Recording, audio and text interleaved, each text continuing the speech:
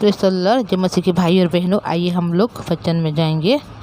हम आज देखेंगे मत्ती का पुस्तक अध्याय 6 का हम लोग 1 से आगे देखते जाएंगे।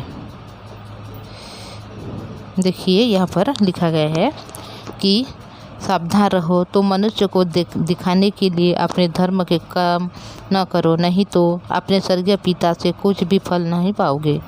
इसलिए जब तू दान करे तो अपने आगे तुरही न बजवा, जैसे कपटी स्वभाव और गलियों में रहते हैं, ताकि लोग उनकी बड़ाई करें। और मैं तुमसे सच कहता हूँ कि वे अपना प्रतिफल पा चुके। परंतु जब तू दान करे तो जो तेरा दाहिना हाथ करता है, उससे तेरा बायां हाथ न जानने पाए, ताकि तेरा दान गुप्त रहे, और जब तेरा पिता जो गुप्त में देखता है तुझे प्रतिफल देगा। तो देखिए भाई और बहनों, यहाँ पर जब हम इस वचन को देखते हैं तो परमेश्वर पिता कि ये एक व्यवस्था के बारे में लिखा गया है कि दान किस प्रकार देना चाहिए। अगर हम मनुष्य हैं तो इस प्रकार हम दान दें कि अगर हमारे दाएं हाथ जब दान दे रहा है तो हमारे बाएं हाथ को पता नहीं चलना चाहिए।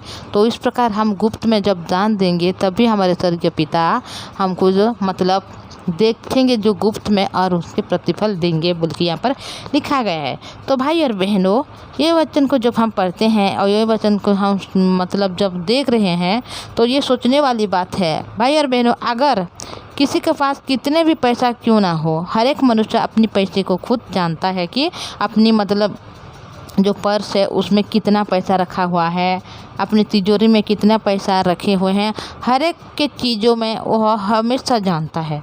और किसी को अगर मतलब पैसे देते हैं तो फिर खुद के पास कितना रहता है वो अपने मन में है हिसाब रहता है। तो यहाँ पर इस प्रकार कहा गया है कि अगर तेरा दाहिना हाथ अगर पैसे दे रहे हैं दान में, तो तेरा बाएं हाथ नहीं जानना चाहिए, उसको पता नहीं लगना चाहिए बोल के लिखा गया है। तो भाई और बहनों, हम मनुष्य की सोच तो एक है। अगर हम कितना दान दे रहे हैं, हमारे बाएं हाथ में अगर दे रहे हैं तो हमारे दाहिना हाथ या हमारे शरीर के हर विषय में हर अंग जानता है कि इतना दान दे रहे हैं बोल के। हाँ, अगर कोई जगह में बहुत ज़्यादा पैसे जो गड्ढा हुआ है और उस पर हम लोग ऐसे निकाल के अगर कुछ देंगे अपनी मुट्ठी भर में, तो हमको पता नहीं चलेगा कि सचमुच में कितना पैसे है और कितने मैंने दान में दिए हैं। और अगर हमारे पास इतना पैसे नहीं है, अपने पर्स में हम लोग कम पैसे है, या हमारे पास 1000 है, 100 है, लाख है, फिर भी हम वैसे तो मतलब नहीं दे सकते कि बिना एक हाथ जाने हुए और एक हाथ नहीं जान पाएगा, बल्कि हमारे जो मस्तिष्क है, हमारे जो सोच है, विचार है, हमारे जो माइंड है, वो हमेशा जानता है कि हम कितने पैसा दे रहे हैं।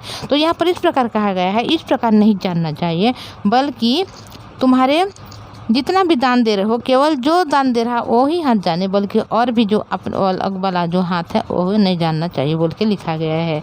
तो भाई और बहनों, ये क्या हमारे मतलब मनुष्य के लिए कोई संभव है क्या हम कितना दान देते हैं? क्या हमारे एक हाथ जब हम दान दे रहे हैं, क्या दूसरा हाथ नहीं जानता? क्या हमारे मन नहीं जानता? क्या हमारे माइंड में नहीं होता कि हम इतना पैसे दे रहे हैं बोल के? हर एक के माइंड में होता है, हर एक के दिमाग में ये बात रहता है कि इतना पैसे मेरे पास है और इनसे मैं इतना दान दे रहे हूँ। कोई भी तरह से मुट्ठी भर के दान नहीं देगा। अगर कोई देगा तो उसको पता जरूर चलेगा कि मैं इतना पैसे दान दे रहा हूँ बोल के। पर यहाँ पर परमेश्वर पिता की पवित्र वचन ये कहता है कि इसे नहीं जानना चाहिए। अगर तेरा दाहिना हाथ दान कर रहा है तो तेरा बाएं हाथ न जानना चाहिए, और ताकि तेरा जो दान गुप्त में रहे, और जब तेरा पिता जो गुप्त में देखता है तुझे प्रतिफल देगा। तो दुनिया में ऐसे कोई मनुष्य नहीं कि ओहो कितना दान दे रहा है कि वो नहीं जान पाएगा, बल्कि हर एक मनुष्य जानता है कि वो खुद कितना दान दे रहे हैं। तो इस जो व्यवस्था में लिखा गया है कि इस प्रकार दान दो बोल के, क्या हम इस व्यवस्था को पालन कर सकते हैं? क्या अगर हम दान दे रहे हैं और क्या हमारे माइंड में उस बात नहीं है कि हम कितना दान दे रहे हैं? क्या हमारे दाहिना हाथ दान दे रहे हैं तो हमारे बायां हाथ क्या उसको पता नहीं चल रहा है? ये सब नहीं है भाई और बहनों, ये सब हमारे द्वारा नहीं हो सकता। हम जितना भी दान दे रहे हैं, हर एक दान को क्या होता है, हर एक लोग नहीं जानने से भी हमारा मन बहुत अच्छी तरह से जानता है, हमारा माइंड बहुत अच्छी तरह से जानता है कि कितना दान दे रहे हैं। और जब तू प्रार्थना करें तो कपटियों के समान ना हो, क्योंकि लोगों को दिखाने के लिए आराधनालय में और सड़कों के मोड़ों पर खड़े होकर प्रार्थना करना उनको अच्छा लगता है। मैं तुमसे सच सच कहता हूँ कि वे अपना प्रतिफल पा चुके। परंतु जब तू प्रार्थना करे तो अपनी कोठरी में जा और द्वार बंद कर कि अपने पिता से जो गुप्त में है प्रार्थना कर, तब तेरा जो पिता गुप्त में देखता है तुझे प्रतिफल देगा। भाई और बहनों, ये प्रार्थना के बारे में लिखा गया है कि जब कोई मनुष्य प्रार्थना करे तो क्या करे, अपने घर में जाए अंदर में और क्या करें, कोठरी को बंद करें और उस अंदर से वो प्रार्थना करें, ताकि वो जो गुप्त में जो भी प्रार्थना करता है उस प्रार्थना को उनके जो स्वर्गीय पिता गुप्त में देखता है उसका प्रतिफल देगा। तो भाई और बहनों, जब कोई मनुष्य प्रार्थना करता है तो वह उस प्रकार ना करें कि जो लोग मतलब आराधनालय में सड़कों के मोड़ों पर खड़े होकर प्रार्थना करते हैं और उनको लोग अच्छा लगता है। मैं इसीलिए परमेश्वर ने बोल रहा है कि उसी प्रकार प्रार्थना न करो, अपनी कोठरी में जाकर अपने द्वार को बंद करो और अपने पिता जो गुप्त में है प्रार्थना करो, तब तेरा प्रार्थना जो गुप्त में देखता है तुझे प्रतिफल देगा। हाँ भाई और बहनों, ये हम कर सकते हैं। बाहर में हम प्रार्थना नहीं कर, पर भाई और बहनों जब हम आराधनालय में जाते हैं, चर्च में जाते हैं, मंडली में जाते हैं, तो उसी समय अगर हमें कोई बोलता है प्रार्थना करने के लिए तो हम इसे भी मतलब चिल्ला के जोर जोर से प्रार्थना भी कर लेते हैं। तो यहाँ पर इस प्रकार तो नहीं कहा गया है अगर कोई प्रार्थना करने के लिए आपको बोले तो ऐसे करना बोल के, बल्कि सिर्फ इतना कहा है कि प्रार्थना अपने अंदर कोठरी में जाके हुई क्या करना, दरवाज़ा बंद करके करना, प्रार्थना बोल के कहा गया है। तो ये हम कर सकते हैं, क्योंकि हमारे घर में इस प्रकार रहता है परिस्थिति कि हम कोठरी में ही जाते हैं, अंदर में जहाँ पर कोई नहीं रहता उस जगह में जाके हम प्रार्थना ही करते हैं। भाई और बहनों, प्रार्थना में जब रहते हैं तो हम बहुत ज़्यादा ज़ोर से भी प्रार्थना करते हैं ताकि और भी लोगों को सुनाई दे। और जब हम ग्रुप में प्रेयर करते हैं ग्रुप लोगों के साथ, तो उसी समय भी हम बहुत ज़्यादा चिल्ला के प्रार्थना करते हैं ताकि हर एक जो आप लोगों के साथ ग्रुप में जितने भी भाई है बहन है, हर एक लोग आपकी प्रार्थना को सुन सकें। क्योंकि हर एक प्रार्थना करने के लिए जो विनती करते हैं और रिक्वेस्ट करते हैं, हर एक रिक्वेस्ट को हम लोग चिल्ला के ही करते हैं। तो यहाँ पर इस प्रकार कहा गया है कि अगर प्रार्थना करना है तो अंदर कोठरी में जाके द्वार बंद करके प्रार्थना कर, और जो तेरा गुप्त में है परमेश्वर वो तुझे देखेंगे और जो तेरा प्रतिफल देंगे। प्रार्थना करते समय अन्य जातियों के समान बक ना करो, क्योंकि वे समझते हैं कि उसने बहुत बोलने से उनकी सुनी जाएगी, इसलिए तुम उनके समान ना बनो, क्योंकि तुम्हारा पिता तुम्हारे मांगने से पहले ही जानता है कि तुम्हारी क्या आवश्यकता है। तो भाई और बहनों, यहाँ पर परमेश्वर इसी प्रकार बोलता है कि अगर हम कुछ बात मान रहे हैं, परमेश्वर से मांगते हैं, तो परमेश्वर उनसे पहले हर एक बात को पता चलता है कि हमको क्या चाहिए। तो भाई और बहनों, यहाँ पर इस प्रकार कहा गया है कि आप कोठरी में जाके द्वार को बंद करना है और प्रार्थना करना है, और आपकी जो हर एक आवश्यकता है उस हर आवश्यकता को परमेश्वर जो पूरा करने वाला परमेश्वर है।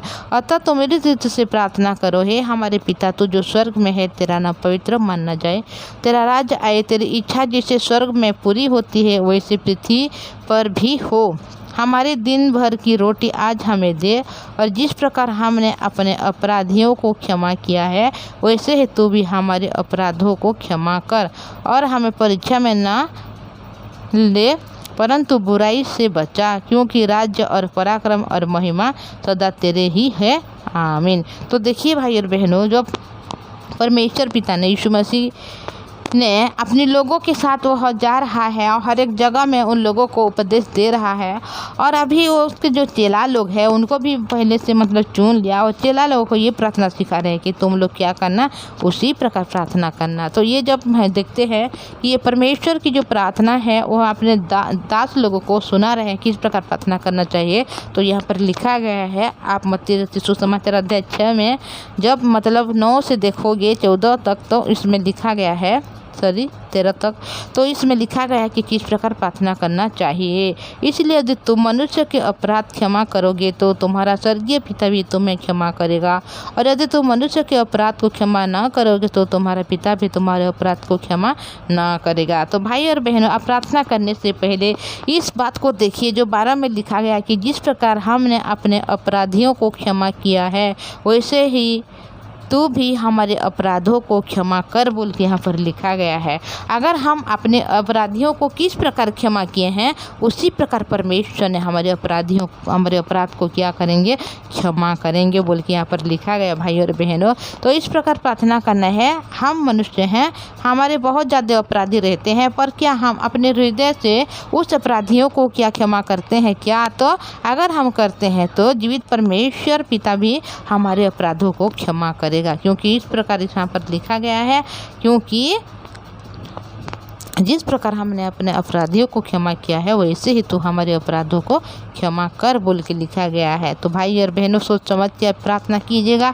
अगर आप अपराधियों को क्षमा नहीं किए हैं तो यीशु मसीह भी क्षमा नहीं करेंगे, क्योंकि यहाँ पर जिस प्रकार लिखा गया है उसी प्रकार होगा, क्योंकि वचन सत्य है और परमेश्वर पिता को हम जो भी मांगते हैं परमेश्वर पिता वो हमें देते हैं। अगर हम उस प्रकार प्रार्थना करेंगे कि जिस प्रकार हमने अपने अपराधियों को क्षमा किया है उसी प्रकार हमारे अपराध को क्षमा कर अगर बोलेंगे तो परमेश्वर भी हमारे अपराध हम जिस प्रकार मनुष्य को क्षमा किया उसी प्रकार क्षमा करेंगे। तो प्रार्थना करने के समय आप सोच लीजिएगा कि आप किस प्रकार प्रार्थना कर रहे हैं।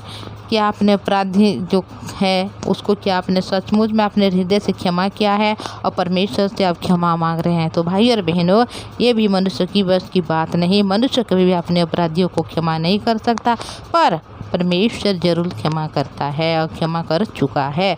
तो भाई और बहनों, मैं आज इतना बोलूँगी, आगे मैं हर बातों को धीरे धीरे करके देखेंगे और जानेंगे कि परमेश्वर की वचन में कितनी व्यवस्था है। क्या मनुष्य हर एक व्यवस्था को पूरा कर सकता है? दान देने वाले में जो हम लोग देखे थे कि क्या हमारे दाहिने हाथ जब दान देता है क्या बाएं हाथ नहीं जानता? ये तो असंभव बात है भाई और बहनों। ये तो हमारे मन ही जानता है, हम प्रत्येक अंग जानता है। और प्रार्थना के बारे में भी जो बोला गया है ये भी भाई और बहनों कि हम क्या अपने अपराधियों को क्षमा करते हैं, और हम इस आशा रखते हैं कि जितना हम अपने अपराधियों को क्षमा किया है उतना ही हमें परमेश्वर क्षमा करे।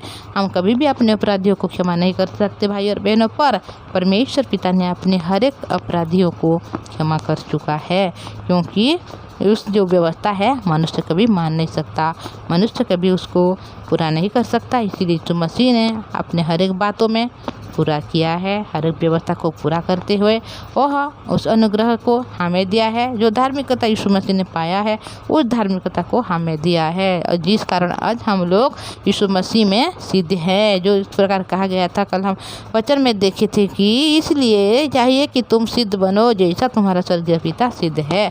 अगर हमें सिद्ध बनना है तो हम केवल यीशु को ग्रहण करना है, यीशु मसीह के वचन को ग्रहण करना है, तभी हम सिद्ध बन पाएंगे। जो यीशु मसीह वचन को पूरा कर के वह धार्मिकता को लिया और उस धार्मिकता को अनुग्रह के द्वारा हम मनुष्य को दिया, उस धार्मिकता को हम ग्रहण कर रहे हैं तो हम सिद्ध बन सकते हैं, सिद्ध बन चुके हैं। तो इतना बोलूँगी भाई और बहनों, आगे हम हर एक बातों को धीरे धीरे करके देखेंगे और जानेंगे। तो भाई बहनों, आपको रिक्वेस्ट करना चाहूँगी, अगर आप इस चैनल में नए में आए हैं तो चैनल को सब्सक्राइब कीजिए, लाइक और शेयर कीजिएगा। ये प्रार्थना करेंगे। पवित्र परमेश्वर पिताजी, धन्यवाद, आपकी दया करुणा धन्य है पिता। आपने हमें अनुग्रह आशीष किया, दया किया प्रभु, इसलिए धन्यवाद करते हो प्रभु जी।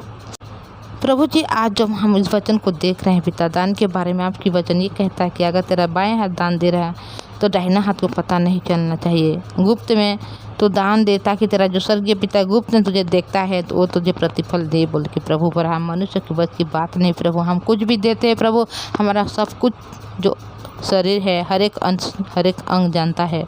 पवित्र परमेश्वर पिताजी, आप दया अनुग्रहकारी है प्रभु। हम कोई भी व्यवस्था का पालन नहीं कर पाएंगे, कोई भी पिता परमाज्ञा को पूरा नहीं कर पाएंगे पिता, क्योंकि आप हमारे लिए इस जगत में आए हो, हमारे हर आज्ञा को आपने पालन किए हो। आपके अनुग्रह के द्वारा आप हमें सिद्ध बनाने के लिए हर एक काम को किए हो प्रभु जी, धन्यवाद। हमारे भाई बहन जो इस वचन को सुनते हैं उनको आशीष अनुग्रह दया में भर दीजिए। हर एक बातों में, हर एक चीज़ों में, हर एक विषय में आप उनको आशीष कीजिए और हर एक कामों में आप उनको सफल कीजिए। उनके सारे परिवार के सदस्यों को आपके हाथों में देती हूँ, हर एक को संभाल के रखना प्रभु जी। आशीष अनुग्रह में भरपूर करना प्रभु जी, वचन सुनने के लिए हृदय मन को तैयार करना। और आपने हमारी हर प्रार्थना सुना है प्रभु जी, धन्यवाद करते हो। ये दुआ प्रभु यीशु मसीह के नाम से मांगते हो, आमीन। Praise the Lord. सभी को थैंक यू।